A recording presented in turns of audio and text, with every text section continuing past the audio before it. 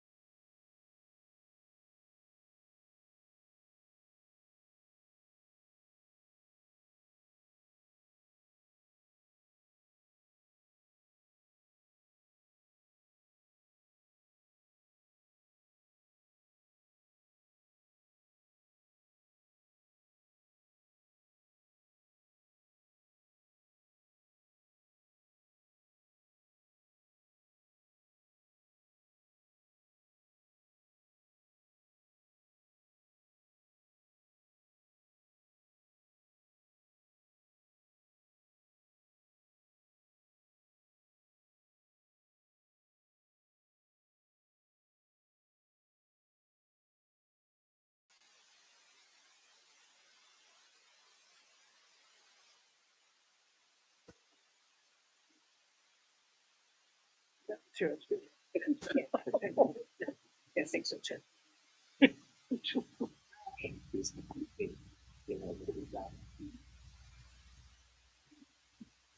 All right, thank you, everybody. Sorry for the late start. We have a big crowd here today, which we love. It's like a McCartney concert or something. So I just want to let everyone know that we met in executive session to consider matters leading to the employment of a particular person or persons. So that's why we were a little bit late. If everyone can stand so that we can say the pledge. Our flag is. Sorry. I pledge allegiance to the flag of the United States of America, to the republic for which it stands, one nation, liberty, justice for all. Thank you. So welcome everybody to the last meeting before the start of school. And I don't know if you noticed, I noticed the weather was a little chillier. The school supplies on the store shelves were dwindling. And as we call in my business, August anxiety was at its peak. So summer is almost over. School is 8 days away. And of course, every new year brings some trepidation for children. Will my friends be in my class? Will I have a lot of homework? Will I like my teacher as much as I did last year? But the new year also brings a lot of trepidation for parents and teachers as well. Change is hard for adults too. And in fact, I will tell you all a little secret about myself. Every single year around mid-August, I start to get a twitch in my right eye. It has been going on for years. It is incredibly annoying, and it does serve as my own personal litmus test for back to school stress. So every year, while I can rely on this very irritating little twitch, I also know that once school gets started and a couple of days pass, everybody in my family settles into a new rhythm of the year. And that's part of what we're doing today as a board. We have a lot of work to do before opening day. We have about 400 IEPs to approve. We have new positions to be voted on. And most importantly, I think in today's meeting, we're going to be talking about our ideas for annual goals and board presentations. So I look forward to tonight and hearing what all my trustees have to say. But we'll get started with our minutes. So we're looking at the approval of the minutes for July 10th and August 1st. Are there any amendments to the minutes? Them as is. Okay. Action 4, we have approval of budget transfers. And I want to take that with action 5, all our financials together. The claims audit report for May, June, and July of 2023. Do I have a motion? Motion. Second? Second. Thank you. Any comments, questions? Yeah, please. Notice that we're moving $153,157.20 to cover TAN interest. So that's our borrowing cost because of cash flow. It highlights the need for LAC to continue pushing ahead on potentially amending the regulations regarding our ability to borrow from our own reserves to save us from having to spend taxpayer money on interest, essentially. So that's one. Second question I had asked Dr. Z in advance. I just wanted to say it publicly. There's about $115,000 that's listed as a transfer to comply with a GASB regulation. And the question I had was, is that a cost or is that a bookkeeping entry? And because I know you know the answer, but better than me, I'll let you answer that question for the public. It is a bookkeeping procedure, and I'll just let Mr. Pappas elaborate. Yes, what GASB 87 was a new accounting pronouncement that came out last year in how you account for leases, both the interest and the principal payments.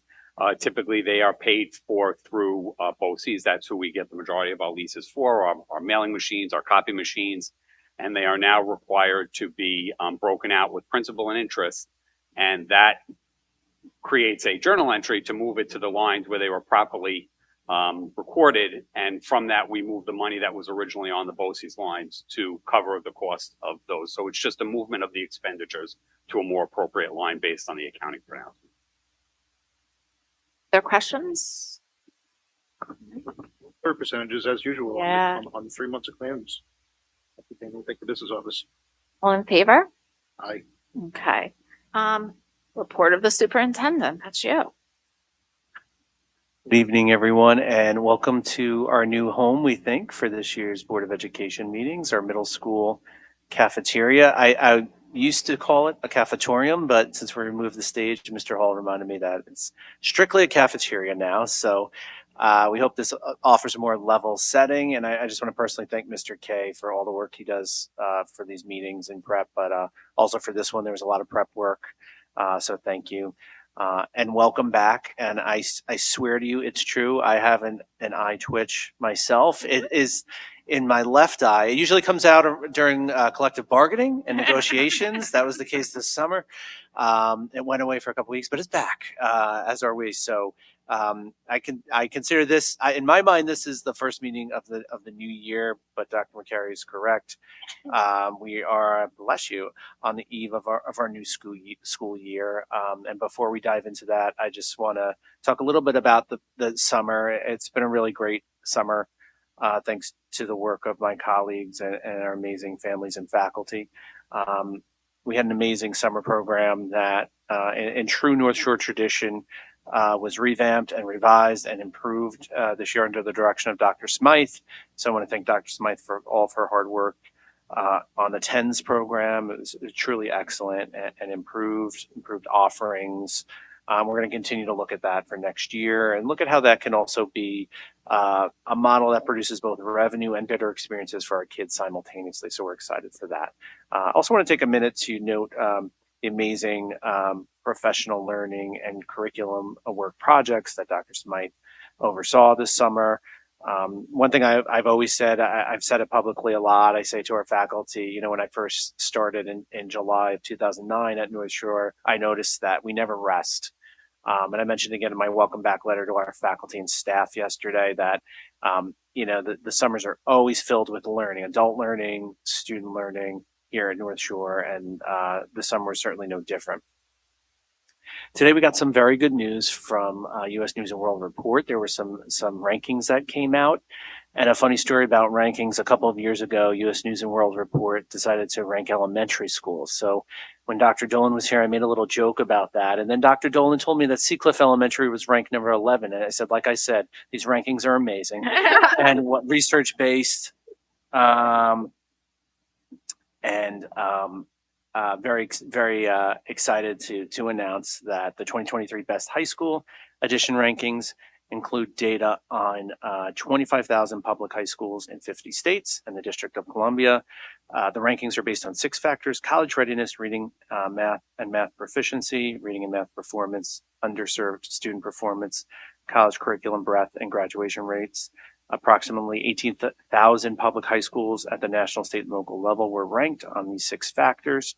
North Shore High School was ranked 335 out of 1,000 best high schools and ranked number 8 among the top Long Island public high schools in both Nassau and Suffolk counties.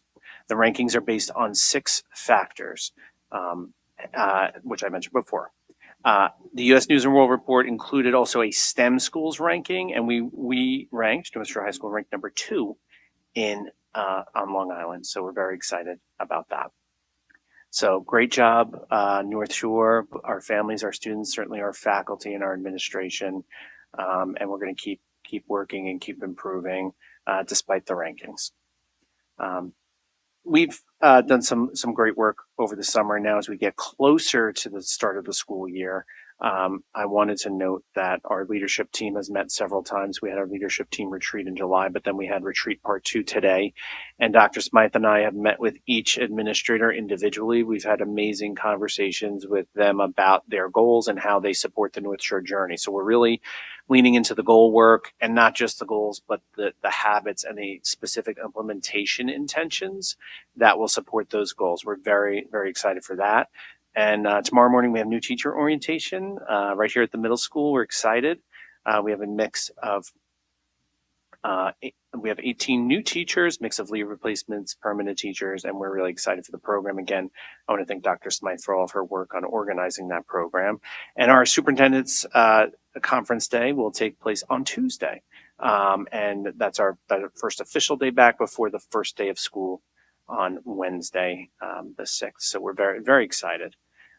Just a reminder, our first days at the elementary school are half days with 11:40 dismissal. And we're, already our students are here with athletics this week. All of our full sports have returned to the high school. Our extracurriculars and our music programs will begin again next week. And we're very excited, of course, to see our students. We had some of them here today for middle school orientation, and just that energy and seeing our little Vikings is always exciting. I just wanted to make a couple notes about construction. I want to thank Mr. Pappas for all of his work on the construction oversight with Mr. Hall. As you can see at the middle school here, the construction is near completion. There are little things we're working on, but in a very different place than it was a year ago. We're making great progress at the high school. There are a couple of rooms, some of our music rooms will not be ready. There'll be about a 2 to 3 week delay. Our choral room will be ready. Our dance studio will be used, ready to go. We are getting some last minute information on the turf field. It's touch and go, and I'll be communicating with the board about whether or not that can be done in the fall. So we've been talking to Land Tech almost every day and our athletics department. So there's some potential to have it done, but we have to make sure it works and for the schedule and for the cost that it would incur. So all good things. We do continue to struggle with the elementary construction, and we're working with several parties, the contractor, and we'll have more updates on that soon. I will be sending an update to the community on this as well.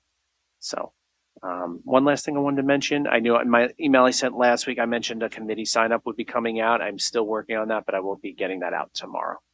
Thank you so much, and welcome back. Thank you, Chris. I know you spoke about the TENS program. You gave us some survey responses from parents, and I don't know if the other trustees read through them. They were so wonderful. If we had a Yelp rating, it would be very, very high. So you guys keep up the good work. And they had so many suggestions for next year too, which is very exciting. So thank you. We're now going to move to the to our discussion, our sort of top hit for the night, our district goals for 2023. So I think you have a little introduction, Chris. Sure, thank you. So this is really the important foundational work that the board and the district does every year. On the board docs, you will see, trustees, we have goals, and I had sent them to you last week from last year. Last year, we began a new grouping of our goals. For years, we've always grouped them under the critical analysis of the instructional program. That's always a key category, always up top. We also had two other categories last year, the strategic budget and financial planning. Certainly last year, including everything we were talking about with LIPA, the impact on residents and our schools. And then goal 3, we created more of a newer category that was based on community outreach and community engagement. So I know the board has certainly they're familiar with these goals from last year and the past years. I guess some initial questions to consider are, do we want to consider continue to use those same categories? And then certainly the goals within those categories and what we want to focus on this year. So thank you. Trustee would like to weigh in first.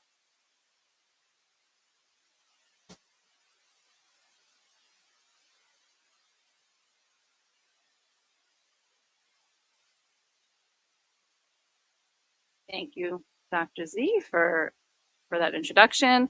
You know, I went back and I looked at the 2021-22 goals and the 2022-23 goals, and you know, I still feel like our goals are very important. I would like to continue the evaluation of our programs. I think it's important from a financial standpoint and from an educational standpoint, and academic standpoint. I thought the comprehensive review last year was excellent, and you know, I really appreciated all of the presentations that we were given.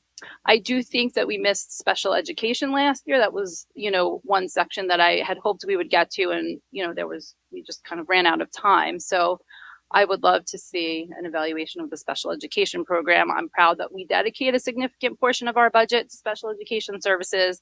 And I just want to make sure that, you know, we're looking at the outcomes of our children with special needs, that we are ensuring that those children are receiving the services they need. So I think that also ties into board topics. I know we're not talking about that yet, but I would love to see that. I think as far as the strategic budget and financial planning, we now have the revenue generation committee, which is really exciting. I would love to, I think that ties in actually goals 2 and 3, because it has a component of community engagement and, you know, mitigating the financial challenges of LIPA. So I'd love to see something related to the feedback loop from that committee and how the board can help move any of those ideas forward.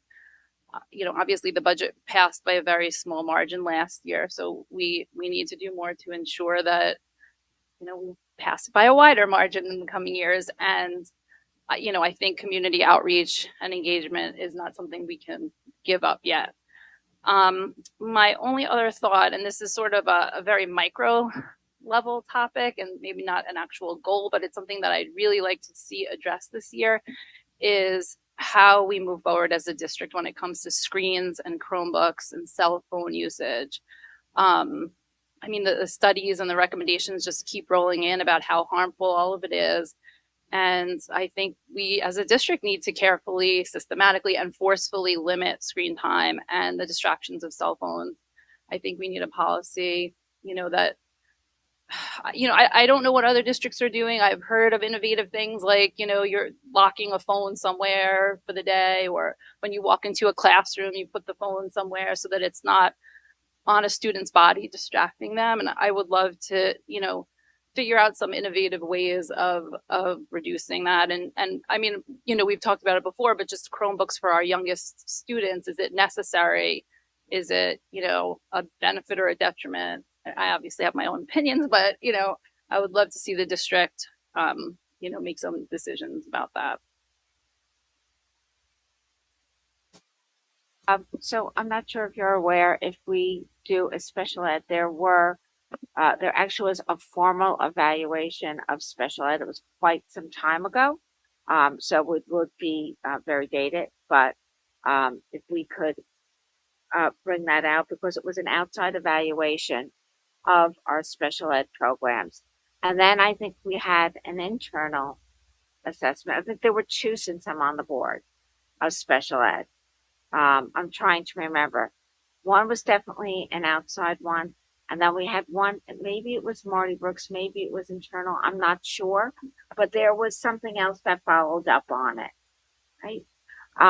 So if that's something, one area we want to explore, that's fine. We haven't really looked at it, I think, holistically. In a long time, I would just ask you to like sort of go in the archives and, that's sometime a good starting point. On the budget and financial planning, I've been thinking about this and about the close budget vote. And I was wondering if we don't need to have like an independent consultant come in and look at the budget and look at our revenue sources.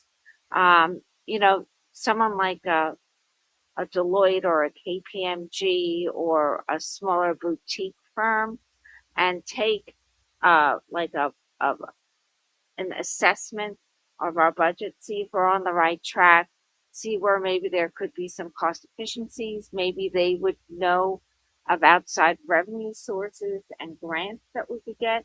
It would be a one-time, expenditure. We'd obviously have to do an RFP for that, and we'd have to think about what's going into that RFP and what we want, which I haven't fully gotten to yet. But I think if we had someone outside with some credibility say, okay, I think you're on the right track. I think this is what, you're doing. I think it would give us more credibility, right? Or maybe they'll think of ways that we haven't thought of. Sometimes a fresh pair of eyes, it's like having someone proofread your document because after you've been looking at it for so long, sometimes you don't see the typo anymore. So that I think, I think it would be, I think it would be something we should really look at. And something I think we should explore whether that's possible, what that would look like, and how that would work. The other thing, when you were talking about screens, I did see something, I don't know if it was 60 Minutes or the news, that almost looked like those soft-sided, lunch bags and clothes you have. And the kids put their phones in it in the morning and it locks. And there's like something on the wall that they have to put in to unlock the phone on the way out. And I do think, all of us, even as adults, right? I mean, how many times are you walking or driving and you see someone walking like this? And oh my God, I have to ran that person over, right? So I think as a society that we've all gotten attached to these screens, especially post-pandemic. I can't imagine what the constant barrage of technology is doing to a developing mind and how it's affecting their interpersonal skills. And their relationships and how to communicate. And the schools that have implemented those programs have seen an improvement in all those areas. Think about how you get the bullying that goes on, right? I mean, I think we have way too much technology. And I would also like to keep goal 3. And I think we need to think about other ways that we can, reach out to the community. And maybe that, again, that's something that we have to think about. But I don't think we can stop doing that, especially when you have such close budget votes, right? It just has to be. I feel like that's where we left off. You ready or no? You were. Okay, all right, go ahead. I thought that you were going to go second. Go ahead. So, thank you. I'm Lisa. I like the structure. I think it makes a lot of sense. I think obviously the community engagement piece is something that is hugely important. We're not separate from the community. The schools are this community. This board of representation of the community. And the one thing that's been good over the past few years, or one thing that's been good, is that our vote totals are going up. We vote in this community more than other communities, and I think bringing more people into the process throughout the year is going to be part of that. So I don't have any specific recommendations for that, but I like the structure. Regarding the financial piece, this is the third year of a precipitous drop in the LIPA related revenue. And I think because of that, we certainly need to continue to find those efficiencies. There are, I'm not going to postulate on why people are twitching, but certainly the financial piece and knowing that you're only right on the verge of budget season already has to be a part of it. And there are going to be some more big decisions. So I'd like to see those continuing efficiencies. I'd like to see them building off of studies that we did previously as an area of focus. I also think because we're nearing the third large year of that shortfall, that we need to come out of it looking forward as well. And so I'd like to see this year something that we had talked about last year, but didn't quite get all the way across, which is the foundation of the next capital reserve, the next list of capital projects. We start to identify how we're going to do that. I'm not sure for capital reserve. I have no idea where the debt these days is a very different story than it was when we entered into the last bond. But however we go about funding it, we need to have a community-wide discussion that really falls into overlap with number 3 about what those priorities are. Of course, being driven by the actual physical state of our infrastructure. That said, there's one additional thing that I think is important we've talked about before for a goal in the first area. First of all, I completely support the idea of looking at our special ed. So looking at the past work that's been done, building off of that, and where we are right now in a I think we can now say post-COVID world with the effect that that's had, and where we are today. I think in so many ways things are just different than they were, and that this has been a quantum leap in the progress in the evolution of our society. And I think that it's important to look at it that way. But a second area, because we typically do 2 areas, has been put out there before as, and I'm quoting you, Chris, post-secondary transitions, college and career. I think that is an area that is in need of our focus. I often talk about the fact that in the 1990s, I worked in college admissions, and the world of that then was very different than it is today. The world of 2024 is going to be hugely different than the world of 2018, and I think it's important for us to look at sort of the whole college prep piece, how we're servicing our students better, what kind of counsel we can give to our students, how we ensure equity, how we ensure that, one of the very first ways that I got involved in the district was volunteering on the guidance review we had done. And one of the things that came out of that was very clear was that we need a pull in model and not a push out model to ensure equity. I want to see how we're doing on that front, but also that we're preparing students for the other post high school options as well. Whether that's through their time at BOCES here, whether that's through preparing them for trade opportunities, for the military, for service, for other things that students are doing. I think we need to look at that post high school transitions piece. Certainly this is, there's no getting around the fact that a very large percent of our graduates are going to 4-year colleges. That should be a big part of it.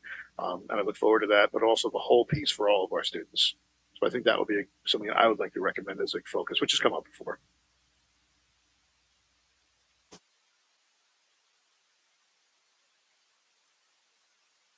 Number 2 in math, but number 1 in politeness. At least tonight. Yeah. So I thought that the comments of the trustees who've spoken before me are all excellent. I too think that this, the question regarding the structure being number 1, academic always, number 2, our reliance on budget and financial planning, and 3, community outreach, I wouldn't change. I also wonder, and perhaps this can get embedded in different areas, but for the next academic year, a discussion about our physical spaces. We've invested so much through the bond, and and there are still opportunities through a cap reserve yet to go.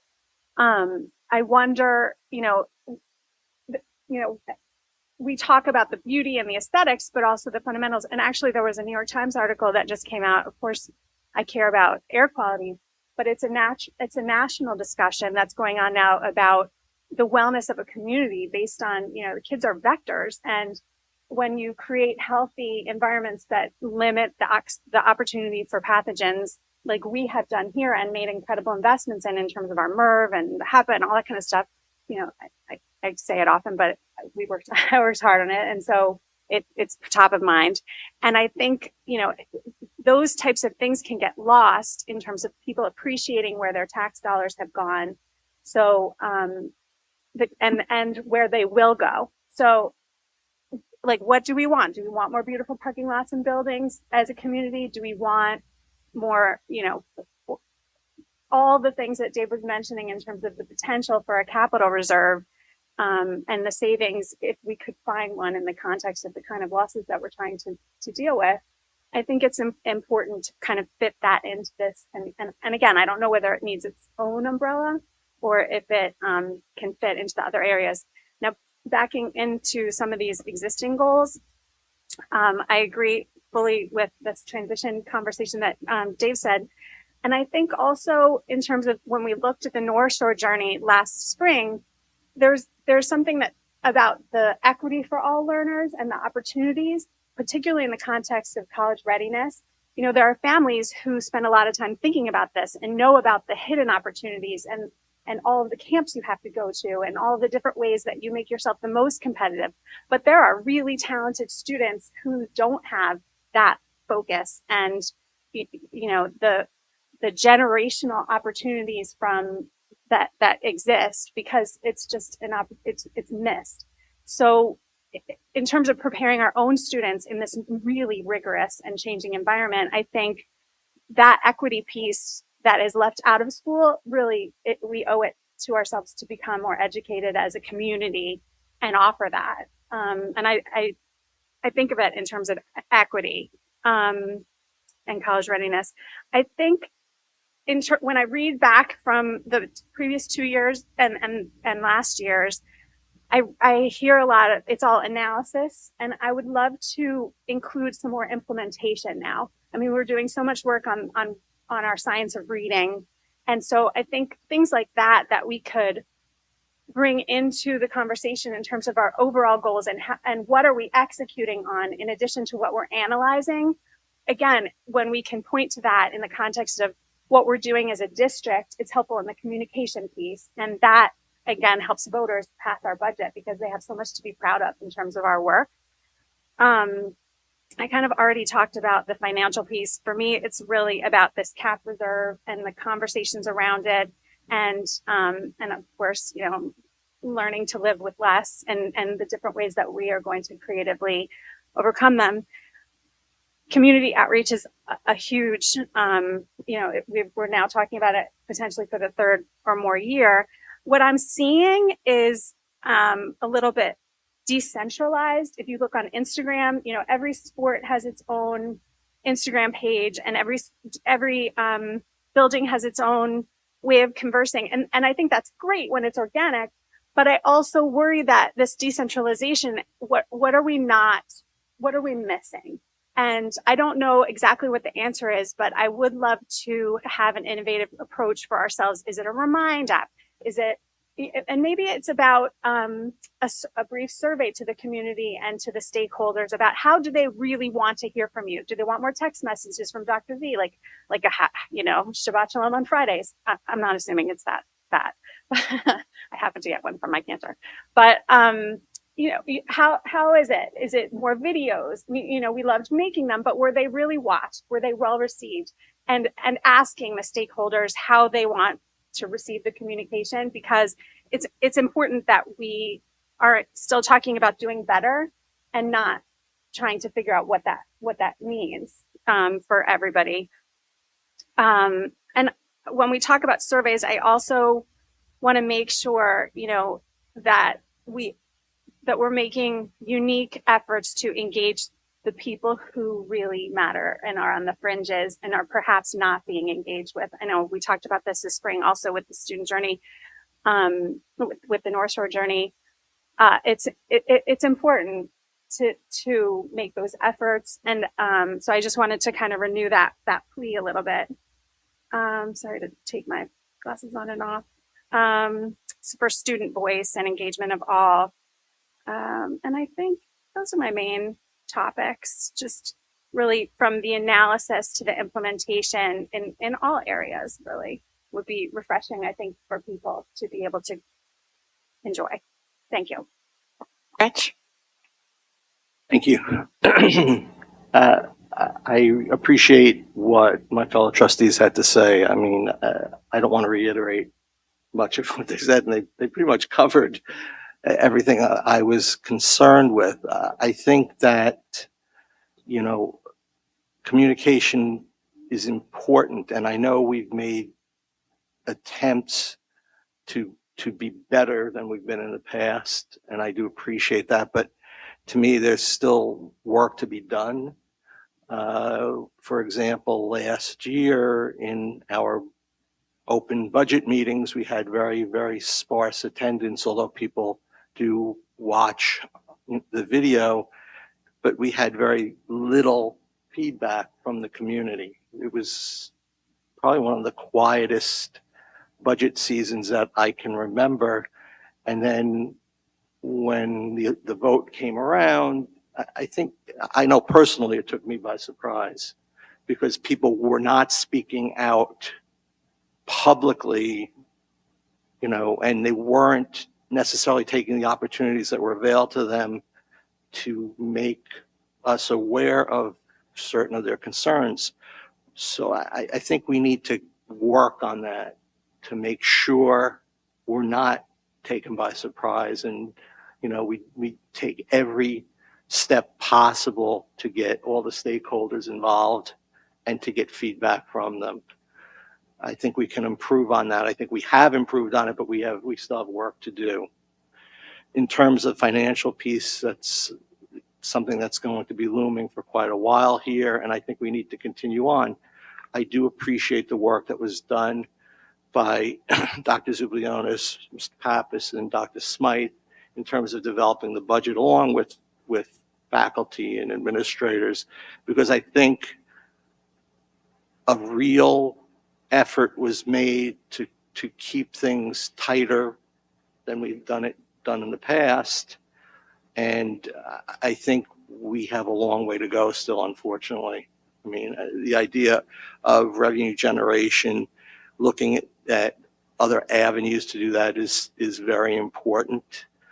But I think we need to come up with a few more ideas in terms of how we can cut our costs a little bit more and take in a little bit more than we have been. I like the ideas that, you know, Trustee Ludmar and Cashman mentioned about looking at feedback from our graduates. I think that's a critical piece, and I don't think we've done that enough of that in the past. We've invited students to come back for one night to give a panel discussion, and that sort of is the end of it. And I think we have a lot of work to do there, because there's a lot of opportunity that we can provide to our students that they don't necessarily take advantage of, because they need to know a little bit more about what's going on. And we need to hear from the students that leave here to see how successful what they did here has been for their, you know, their futures in terms of their careers or their education. Overall, I think that the framework that we've had in the past is something we really sort of need to stick with, because I think it was a good, solid framework, and we just need to build from there. Thank you. Everyone has some good ideas. I'll keep it pretty short. Oh, Maria, sorry. Right next to you, Andrew. Oh, I gotta tell you, it's hard to sit in the middle. Poking you next Because time. I can't, it's like you gotta go back and forth. It's ahead. okay.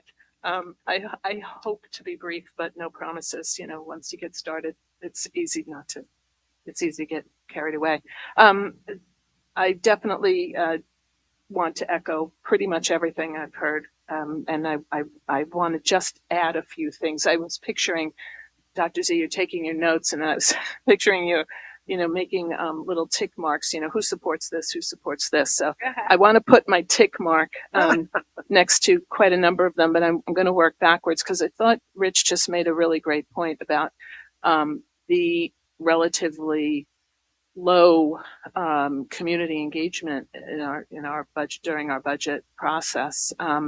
In some ways, it was a little bit of a relief, to be perfectly honest, but it was also surprising, given that we do have very serious financial strains, and you have worked so hard to address them. I think that I'd like to think that it was a sign that people do recognize that a very significant effort was made this past year, and clearly that has to continue.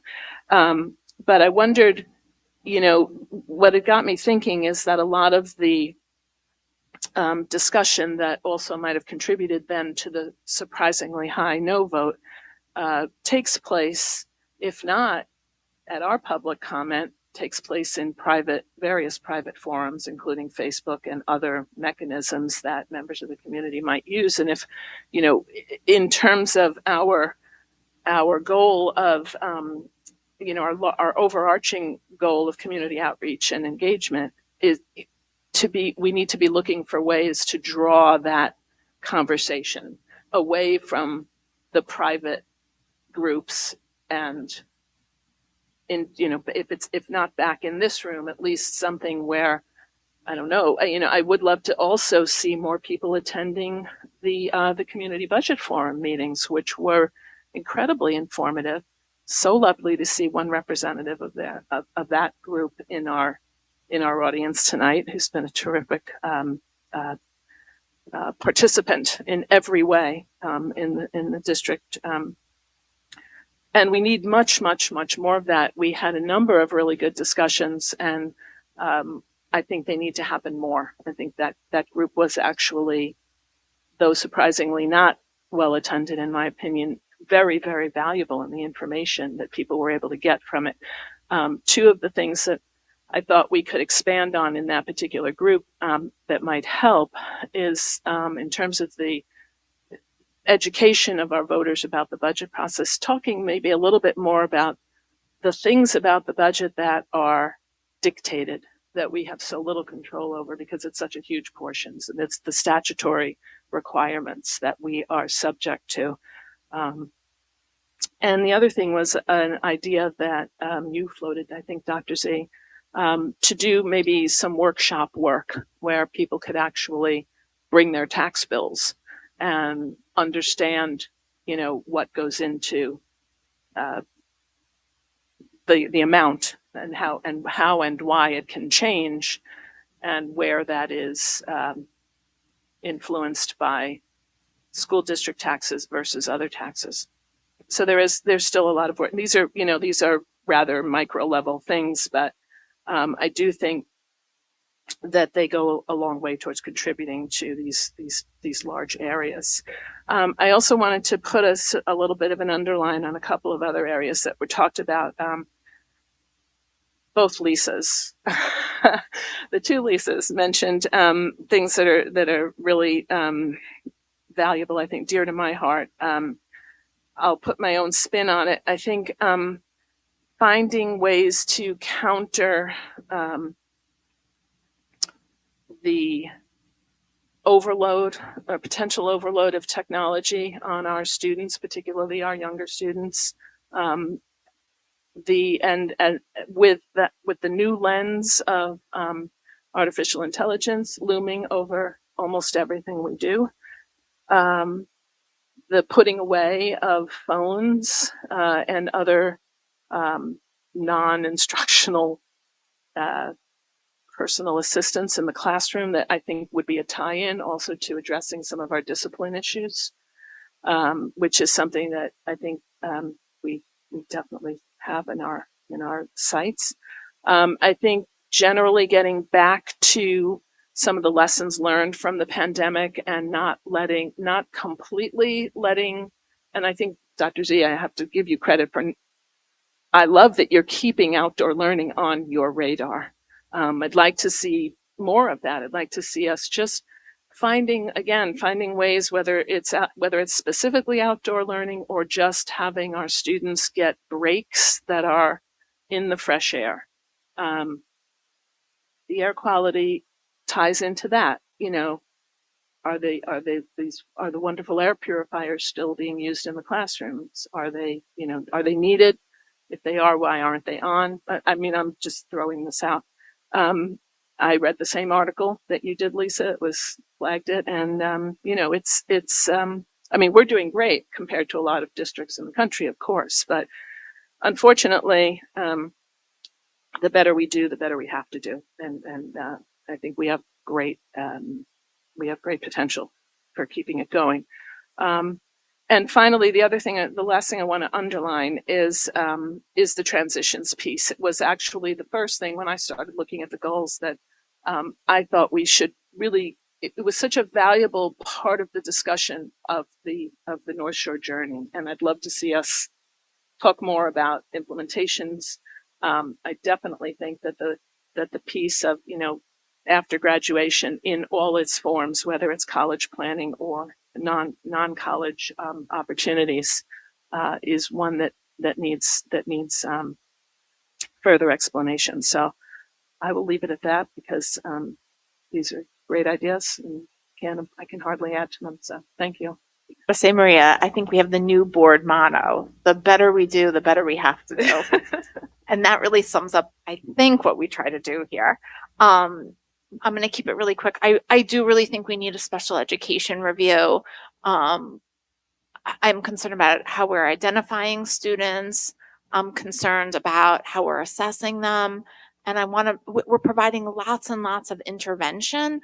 I want to make sure that it's evidence-based, that's being done with fidelity, and that we're not just pushing remediation, but that we're also looking at accommodation.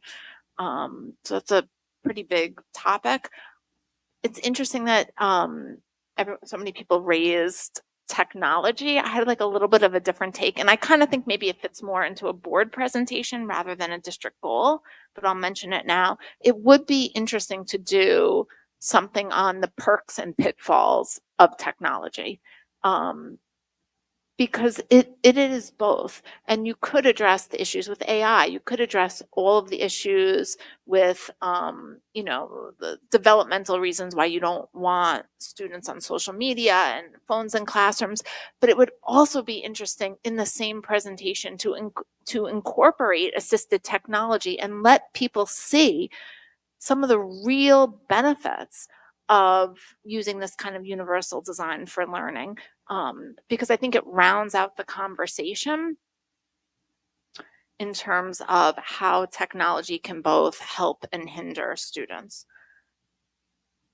I definitely think, a financial goal related to the budget would be helpful. I'm not going to reiterate what everybody said. I think I'm always interested in engagement. I still feel like we have a lot of work to do with the student engagement piece. I like engaging the community. I was kind of looking at it more in terms of maybe looking at specific subgroups like alumni, but also our units other than the teaching and admin units. We have bus drivers and aides and monitors. So many of them live in our community. I don't think we talk here enough about them. I don't think we include them enough in what we do. And I think it would be interesting to try to work and further connect with them. In terms of the communication piece, I don't want to reiterate what everyone said, but I do think we're doing better. I think we've increased the frequency of the communication. I guess I would like the communication to be more compelling, more coherent. I love that we do videos. I think maybe we could do even fancier production videos. I've seen some other schools do that. I think we work hard to get information out, but maybe there are ways that it'll be received better. So whether that needs to be a district goal or not, I don't know. Anything else?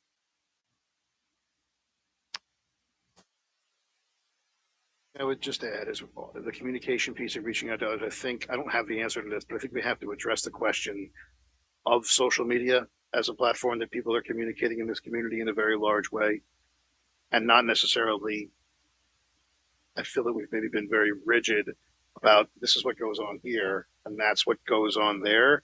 Maybe that's a line that has to be a little grayer, or at least consider it. What do you mean by that? Like, what's that look like in real life? Considering the idea of engaging in a coordinated way Right. with the community through social media. Right. It's worth considering. I mean, you can look at it in terms of, I would say the district's presence is really on Twitter, whereas the community's presence is on Facebook. I think we have so many great things going on in the schools. We've seen them. There's more than we have time in the sports championships and the individual awards. And I mean, even today, literally, we've got our prep for this meeting, and since that time, we've received additional accolades. But I'm not sure that pushing out positives is necessarily the all of it in terms of engaging with the community. Look forward to seeing what you bring back to us next meeting. And I'm sure we'll tweak that too. Yes, and we'll synthesize this and bring that back for the 14th. Now we're going to move to the meeting topics, which I always think is fun to kind of come up with. Who would like to go first over here? Maria, I feel like you should go first. Thank you. Yeah.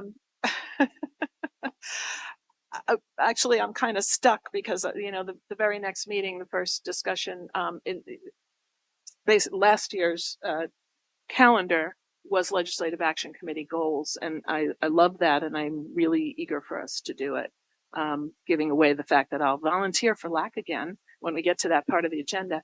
But I think we have a continuing excellent group of people on LAC. And I want to really maximize their expertise and their energy and their wisdom, and the fact that they are the community. And I'm eager for us to set out very specific goals for them, and realistic ones. And so I'm looking forward to that being an early, if not the very next meeting. I'd like it to be the very next meeting. So I'll leave it at that for the moment and maybe try to insert myself in the discussion shortly again. See Dave ready to go. Very quick, I'd like to see just one meeting dedicated to, and usually should be every year, the status and progress on the new strategic plan, the North Shore Journey. Sokola? Lisa Cashman. I'm also quick. Given the conversation, it would be good to include special education in some way on our agenda to hear from in the next calendar year, whether it's a status or update, just have it on there. And I don't know whether it would improve engagement at all to have any more earlier conversations about the budget, in a different way, or I don't know. It's just kind of based on the feedback that we've gotten so far from the trustees.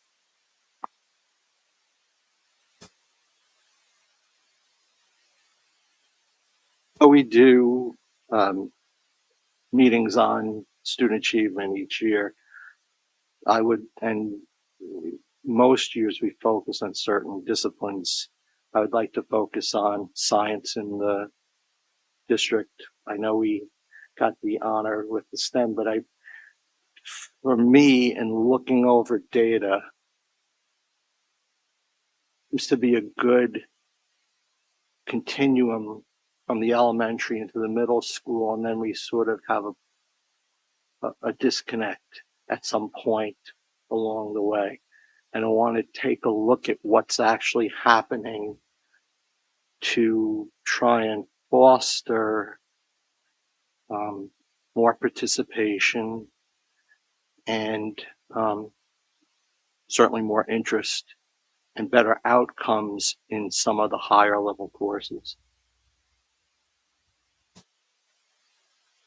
So I know we sort of touched upon this when we talked about board goals, and I think the transitions discussion, not just post high school, but the transition to sixth grade, the transition to ninth grade.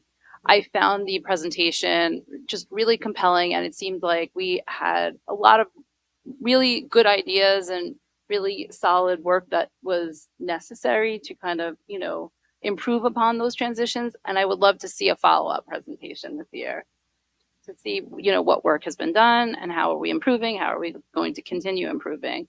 I think, we talked a little about student engagement again in the board goals. And I know, a few years ago we had that Bach Harrison survey. And I'm not necessarily saying that we should go out and spend money on a survey. I think we now kind of have improved our tools internally to survey our students. And I would love to see sort of, a follow-up to that type of survey. How are we doing now after we have had these discussions about student engagement? And the North Shore Journey, it's been mentioned already, but I would love to see like a progress report on the North Shore Journey as the year progresses. I don't know how you incorporate that into the into our meetings, but maybe at some point during the year, just like a status, an update on how. I mean, there's so much in there, and it's so, it's just wonderful and chock full of so many great initiatives that you're planning on doing. I'd just love to get updates on it. And maybe even screen time and policies on that goes into, maybe we get an update in a meeting. I think that was all I had. Okay, yes. Touching on something both Lisas made me think of, noticing that in November last year, we did a budget priorities and revenue challenges discussion. I remember it well, and it was incredibly informative. And, Jamie and Dr. Z did a huge amount of work on that. And I think that relatively early presentation was really valuable. And what I like about the things that we do at the board meeting is that, thanks to Elliot and his team, we have recordings that people can go back and look at as well. But that's something that also LAC can follow on to. I think that's important that it come early in the year. Right. So I think when we clarify the board goals, the topics sort of come to fruition. So if you're going to do an evaluation of SEPTA, that's going to be, at least one meeting. If you're going to do a transition, sort of picking up where we left off last year on the transition end from high school to college, or whatever the next step in the journey is, that would be a meeting. I am interested in what Rich was raising, because we have seen some poor scores at the in some of the higher level courses, which it's not that I'm so concerned with the scores. I'm concerned whether our students are ready for college, right? That there's something missing in the content. So I would be and in the Regents level, right? We've seen some spotty Regents results. So that, to me, if it's a pervasive problem, that says to me maybe our students are not ready, right, for the next step in their journey. So I would be, because of the data we've seen, interested to see some analysis of that and what the plan is to shore it up. I do think if we're going to be talking about budget priorities, if we do an outside evaluation of the budget analysis, however you want to put it, that we could do that sooner rather than later. That would sort of bring some of the budget issues into focus as well. So I think the topics are going to sort of work themselves out as the goals get solidified.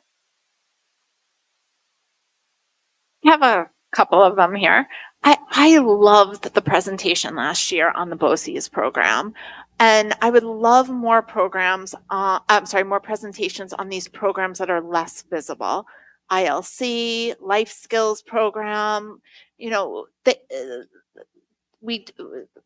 those programs are small, but those are still our students. And I feel like as a board, we really should have a better understanding of what's going on there and better oversight to make sure that these programs are very effective for those populations. We're talking about the North Shore Journey. I would love, and other boards have done this, for each one of us, each trustee, each administrator to shadow a student, to see what their experience is like. A kindergarten student, an ELL student, a student in a special ed program, all at different levels, for us to be in the classroom and see what it is like for them socially, what it's like for them at recess, what it's like to be in the classroom, to understand the movement of the day, like literally the physical movement of the day. And then for us as trustees to present a little bit on what we saw. And I think that that keeps us very connected to the schools in a way we have not been yet.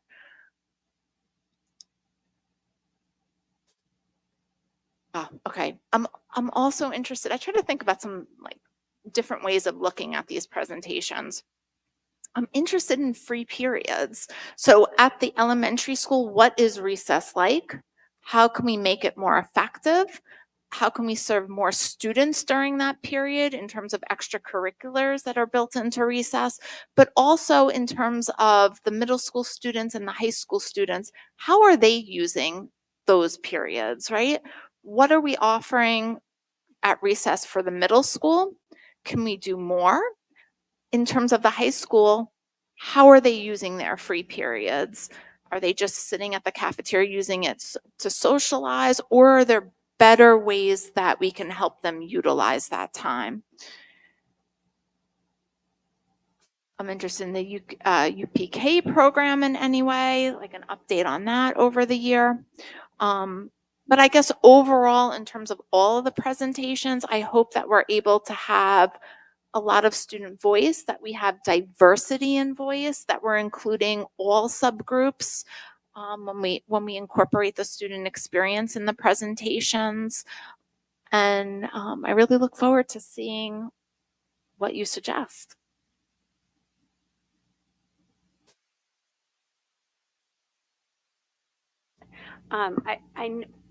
I think we'd all love hearing great things about our schools, and we know there's so much greatness, but I also think there's so much value in kind of hearing the things that are not going well. And I think especially in some of the presentations we got last year, there was very much an emphasis on all the things that were superstars at, which are many, and I don't think that they should be treated lightly, but a little more of the dirt in the conversation.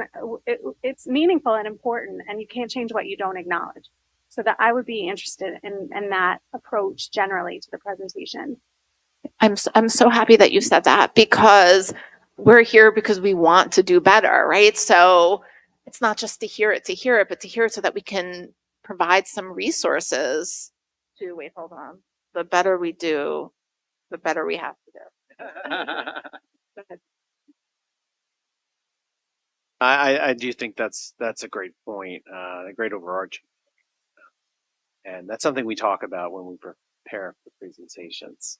I remember Rob Lipicki often talking about that, and how, you know, we want to always give you the accurate, and you don't want it to be a show, or, you know, what's the real data. So we'll definitely take that to heart as we prepare for all the presentations. Thank you, everybody. So now we're going to move to our committees. I tried to figure out what is the best way to do this.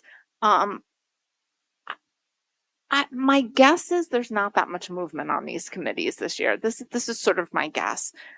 So I'll go committee by committee, and if you're on the committee, let us know if you want to stay. You okay? Yeah, okay. So let's start with Athletic Advisory Policy Committee.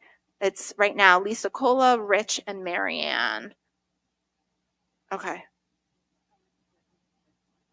Okay, perfect. I knew it. I feel like this is how it's going to go. The audit committee, of course, we're all on that. The board policy review is Lisa Cashman, me, and Maria. I would like to stay. I'd like to stay. Okay. Anybody else want to join? That was when I first started. I was on the committee. I'm just concerned because it is a daytime committee, I believe. Although In we the morning. do sometimes meet at 8 a.m. Yeah, 8:30. Still your work day. But other than that, I think there's probably others that I would. Okay. be more Okay. suited. All right. So I'll stick on that committee. The community budget forum, that's Lisa Cashman and Maria. I'd like to stay. Would give that one up. But I would, if no one else wants to do it, I can keep it. Any other interests? Do it again. Oh, come on, guys. You want it again? Okay. Construction steering. So Lisa Cashman, Dave, and Marianne. Starting to learn what's happening, so I'd really like to stay if possible. Yeah, no, I want you to stay. And so if anybody wants to jump in on any of these committees, let us know that too, but I have a feeling nobody does. Health and safety, Rich and Maria and me. Love the committee. I love the way John runs it. I would stay, but I would also happily do something else.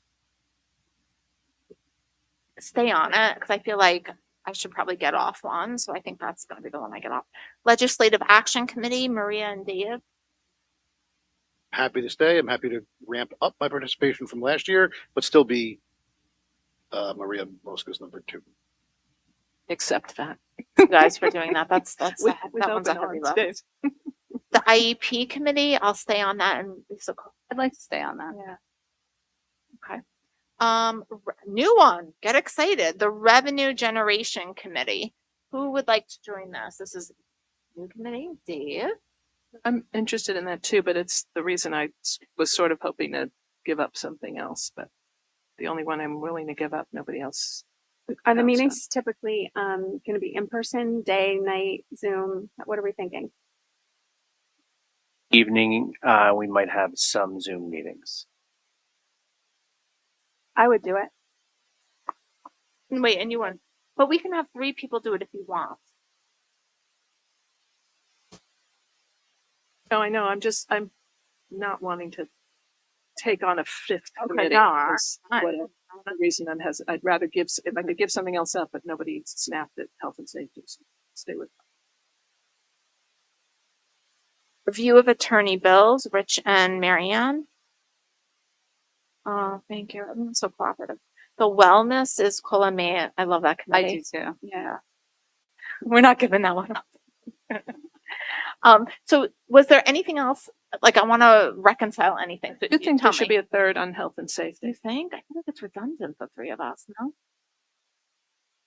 All right, I'll put myself, I'll go back It doesn't on have health to and be you, maybe it's something. safety. I'll go on health and safety too. Is that me happy or? Leave it as No. just the 2 of us. It's fine. You shouldn't. I you feel like shouldn't- there's too, I don't know. Yeah. Too many. All right. So everyone's all right with this? We all have good feelings? All right. Everyone's great. Excellent. Okay, perfect. So let's go back to what we have to do here. Guess what? It's time for public comments. Public comments are now open. Please state your name and town of residence. Come on.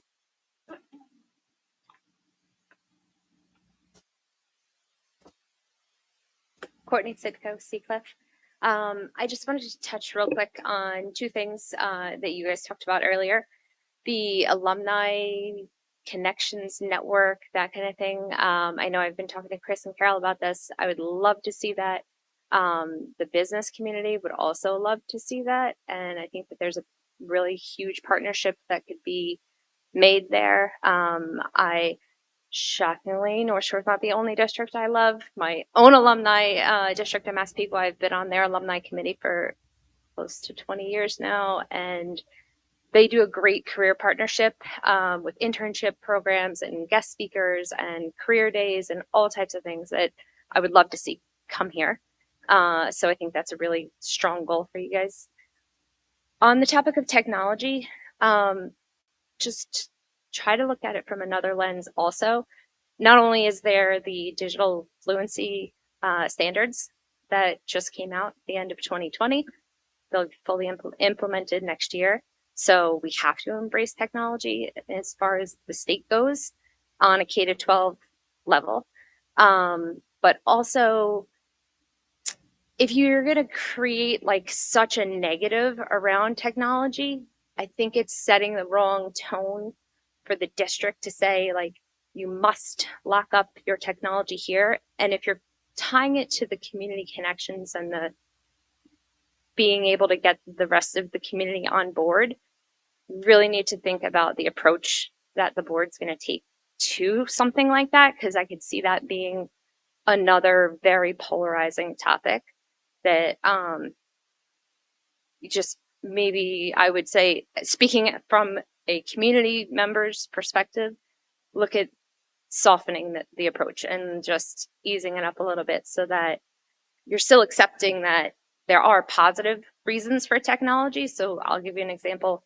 One of my stepsons is type 1 diabetic. If he did not have his phone with him, we would not know his health level, his blood glucose, and that's big.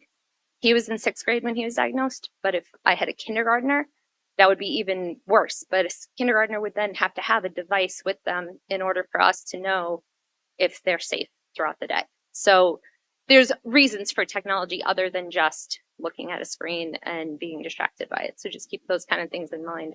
And I think it'll help tie into all of the goals that you kind of talked on. Thank you. Thank you so much. That sounds like a vote for perks and pitfalls of technology.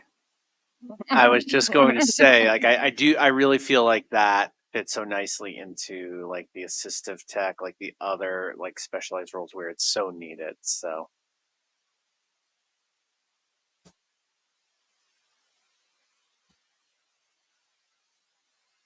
All right. Any other public comments? Public comments, and we'll move on to action 9, which is personnel. We're going to take items A through S. Is there a motion? A second? Okay, I heard a second. Any questions, comments? I think maybe Dr. Z might have some regarding some of our resignations. Yes, thank you. I just wanted to take a moment to recognize the tremendous service of Mr. Brendan Nelson, our assistant principal, who's been with us for the past 5 years. He has done so much for North Shore Middle School to bring the school community together. Such an expert in knowing students and students feeling known. I personally really enjoyed working with him, especially this year where I worked very closely with him and Dr. O'Hara. As is stating the obvious, he will be definitely missed. I also want to recognize Miss Amy DiMiola, who's moving on in her career as well. We'll still get to see Amy as she's a parent of North Shore, but she's done such amazing work, and I had the good fortune of working with her closely with the great director group we have during the pandemic. And it was such a great team, true innovator and global thinker, and we know she'll do great in her new role as well as Mr. Nelson. So they'll be most dearly missed. Other comments? I had a couple of comments. So I know we talked about this and about some of the clubs and looking at the clubs. I mean, years ago when Dr. Melnick was here, we didn't get a new club until, one was gone. And we, for good reasons, we, changed the policy. But I just want to make sure that some of these clubs seem, redundant. And not just attendance. Like, I feel like we look at it just on like who signs in on the attendance sheet. I would like to look at them differently. Like, is there a better way to achieve, are they achieving their goals? Is there a better way to achieve those goals? Is there a way to maybe expand the enrollment in the clubs, right? Not just was the sign-in sheet done, was the paperwork done, were the hours done? I'd like to look at it more holistically, because some of them do seem redundant. And and maybe there's a way to redesign them, to sort of put more people together. I know that's something you're working on, but I just wanted to raise that again. Also, with some of these clubs, there are particular skill sets. So I'm hoping that for some of these clubs that we're getting the right people to lead them, and that if it's possible, maybe we could reach out if we don't have people with the appropriate skill set. Is there a different way to reach out to community members, maybe not to take over the club, but to assist the coordinator, the advisor, and maybe make it a better product for the student. So I think that would be helpful. And the other thing, I just raise this every year. It makes me crazy. I don't know why we need a student book manager. I have to tell you, my kid never handed a book to a student book manager. And years ago, I mean, Rich is more familiar with the history about why we had a book manager. I just feel like in this day and age of technology, there has to be a better way of keeping our inventory than having someone go through boxes of books. It just doesn't make sense to me in 2023 that that's how we're inventorying our books. I mean, we have actually a system that we inventory our books with for the private and parochial schools. I don't understand. Any other questions or comments? And Dr. Zublionis about some of the issues that you just raised, and I have confidence that he's looking into them, and I'm waiting for a little bit more formal feedback after some investigation is done. Thank you. I think when Trustee Russo was speaking, I was thinking that, when we have to look at our clubs, they're traditionally less structured because they're outside the school day, but some amazing things happen. But I think we have to look at them as curriculum, as like we do courses. We wouldn't have the same courses that we had in 1980. Our clubs have changed, but we've tendency to add and not look at what's been there and revise. So last year we started a shelving process. I think we have to continue to look at that and refine. Interestingly enough, this week, totally independently, I know we've talked a little bit about the clubs this week. Several administrators had this in their goals. We had nothing to do with it, and we're gonna have different levels looking at clubs because we have to keep them updated, but also the caliber of the instruction in the club. Just like we've talked a lot about coaches, it's the same thing. Many years ago, when we had fewer offerings, we went through and put together a manual basically of job descriptions for some of the more high profile organizations and clubs. And it certainly didn't dictate what happened, but it did give an overview of minimum expectations. So I think that may be something we should look into again to update that. Just wanted to circle back briefly to letter A, the resignations, and add my personal heartfelt thanks to both Mr. Nelson and Ms. DiMiola, who had the privilege of working closely with them as a parent in sixth grade, and just incredibly grateful for their devotion to our district, and wish them all the best in the future. We're voting on A through S. And I'm sorry, I'm not asking this in advance. It just popped. I'm so curious for the middle school. There's class advisors for grade 8 and grade 6 and not grade 7. I'm just curious about that. We do have a few open positions that Ms. Lamar is still posting, so that could be one of them. The other thing that could be, and I can look back, is that it might have been done in July, but I think it's probably the former. I think we're still looking Yeah, no, sure. I'll keep you updated on all that. All right, all in favor? A through, To do A through F only. no, A through S, I said. Oh, S as in Sam. Isn't it? It is T, extracurricular Oh, activity coach. We were saving T. You know, I think maybe the one I had, maybe it got added. Okay, so A through T. All in favor? Aye. Okay. All again? No, we're good. Okay. Sounds good. All right, let's keep it moving. So now we're moving to action 10. Our appointments to members to the LAC. We're so fortunate. Jim Svensson, Sean Traeger will be staying on for another term. We now have our former BOE president, Sarah Jones, is going to be appointed, as well as a newcomer, Jessica Dillon. So very exciting news, and I'm sure Maria is very excited. So is there a motion? Okay, I heard a second. So comments, Maria? Yeah, I hinted at this when we were speaking earlier. I'm thrilled to have both Sarah and Jessica joining us. We invited them as guests to our summer LAC meeting, and they're already contributing, in an informal way. So we're thrilled. Very sorry. Am I allowed to say thank you to a departing member? Matt Lippert chose not to continue on the committee, but was a tremendous participant as well.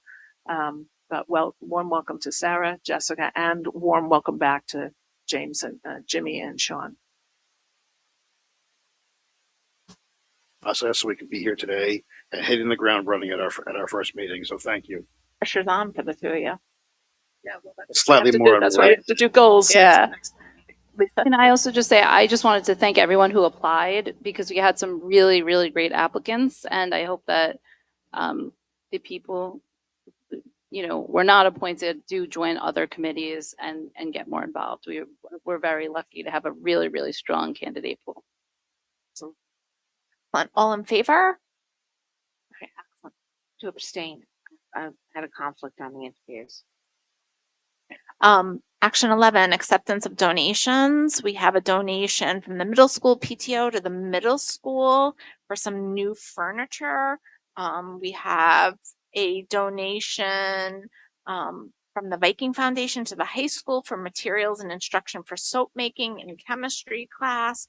And the Glenwood Landing SCA donated a temporary greenhouse for the outdoor classroom. Is there a motion? Second? Oh, I heard a second. Questions? Very exciting. Okay, all in favor? Aye. All right, excellent. Let's keep it going. Okay, action 12, approval of community education instructors. I know I got the flyer in the mail. Hopefully you guys did too. You can access the registration information on the district webpage. You click district and then you go to community education. You can register by mail or in person at the high school on 9/11 from 6 to 7:30. And there is something for everyone: yoga, chorus, meditation. It's very exciting. Technology 101. Yeah. Yeah. So is there a motion? Okay, great. I heard a second. Any comments? I'm wondering, some of these are staples, right? And some of these are new items. Do we ever look at the instructional quality on some of these activities? Our community is paying for it, and we don't really want them to be disappointed. Yeah, it's a great question. It's, we don't conduct formal observations. I think one thing we've talked about doing is putting in place like a feedback process like we used to use for workshops. We still use, at the last session, like we all did in college, you get the secret envelope and the professor can't get the envelope. It goes to the department chair. So something like that. Dr. Smythe will get the envelope. But I think what we, so attendance plays a big role. We look at like popularity, but we do need to expand. I think that's another piece too. But here too, it's kind of like the club discussion. You're expanding. We want to have more offerings, but there's also, you do some changing up as well if something's not working. So we can look into a feedback process. All in favor? All right, great. I'm going to take action 13, 14, and 15 together.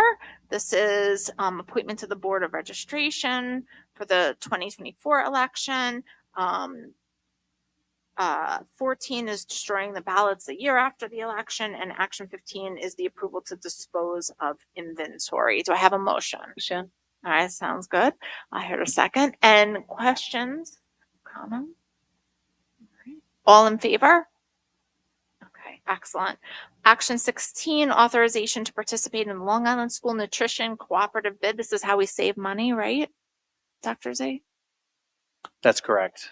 And Mr. Pappas, I don't know if you want to say, yeah. Go ahead. As opposed to when you would normally go out for a bid for goods, this allows us to save money on the cost of going out for those bids, because different districts in different areas bid for certain items, and they coordinate it as a cooperative bid and saves money. A lot of different areas will do cooperative bids throughout the year. You'll see them on the agenda, including for our turf. That was a cooperative bid, so. Motion, Betty, or no? I didn't, right? Is there a motion? All right, excellent. Thank you. You guys are great.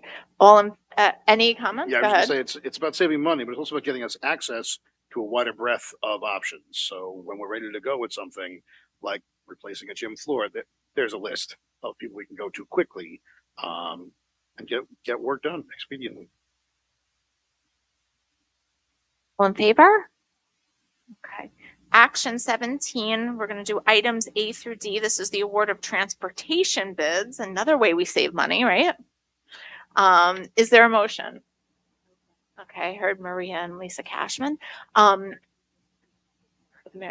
all in favor?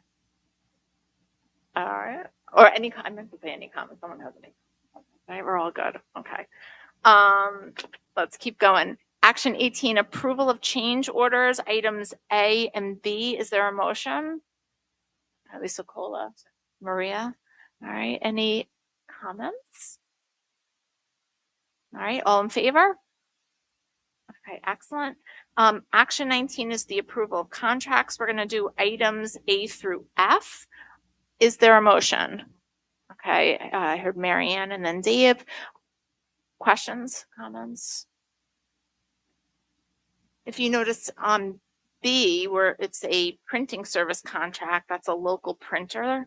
So it's another example of how our schools support our local community businesses. Our local businesses support our schools. Yes. Right.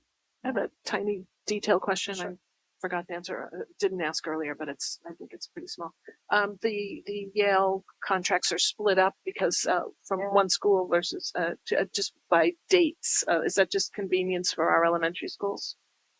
Yeah, and it's just historically how the contracts started. They started at Glenwood Landing, and then Glen had started a little later. So the year is October to October instead of September. This is really a renewal, and because it started that way. Okay, got it. That's correct. And that's the ruler program. That's what those contracts That is the are for. ruler program. Yep. Okay. Anything else? All in favor? All right, sounds good. Now we're going to move to action 20, approval of special education consultant agreements. Items A through G. Is there a motion? Marianne and Dave, a second. First of all, I want to thank Betty for including the license numbers. I think that you're responsible for that. Yeah, and I'll pass to the other Chris Marino and Beata Marskevic in the special ed office. So we'll continue that practice to not only with special ed consultants, but whenever we have presenters, we're going to really try and get that going this week. All in favor? Aye, great. Okay. Then we're gonna go, so we gotta keep going. Action 21, approval of special education tuition agreement. And we'll take that with action 22, which is the approval of the special education services contract, A and B. And let's include it, we'll do one more, with 23, our IEP is. Is there a motion? Yeah. Okay, oh wow, that was exciting. Everybody wants to go home. Questions, comments, discussion?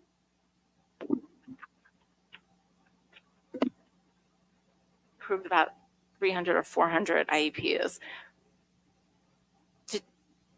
Yeah. Did you want to ask something? No, you're good. Okay, all in favor? All right, excellent. Oh my God, we're done almost. All right, unfinished business. Go for it, Dave. I had this written down before Trustee Cashman brought it up, but in terms of shining a light on things that maybe aren't so pretty, vaping in bathrooms in our buildings. We've had vape detectors put in. They have already been out technologied and outfoxed by those who choose to do this. I just want to put it out there that we need renewed fervor in addressing that and trying to discourage it as much as possible. It's certainly something that's been going on since before vaping was the way they were doing it, but I'd like to see us be as proactive about it as possible. I'm just putting it out there. I don't need any response right now. Thank you. Other unfinished business. Just checking my list here.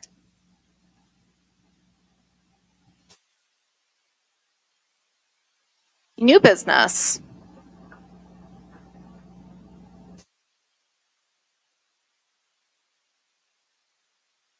Oh. All right. So before we adjourn, I just have to say thank you to everybody. Everybody who's part of this organization to get these schools ready. And so next time we are at the board, things are going to be in play. But we have lots of things to do before then, including a meeting tomorrow, a breakfast tomorrow, next week, maybe. Oh, there is. Oh, there is. And that's why that's why Yeah. AI is not going to replace us. Let's talk, Shelley. We gotta talk. I just want to remind everybody about the night before school opens tour, that everyone has that in their calendar. It'll be fun. All right. I move to adjourn the meeting. We don't have to second it, right? Yeah. The meeting is adjourned. Thank you.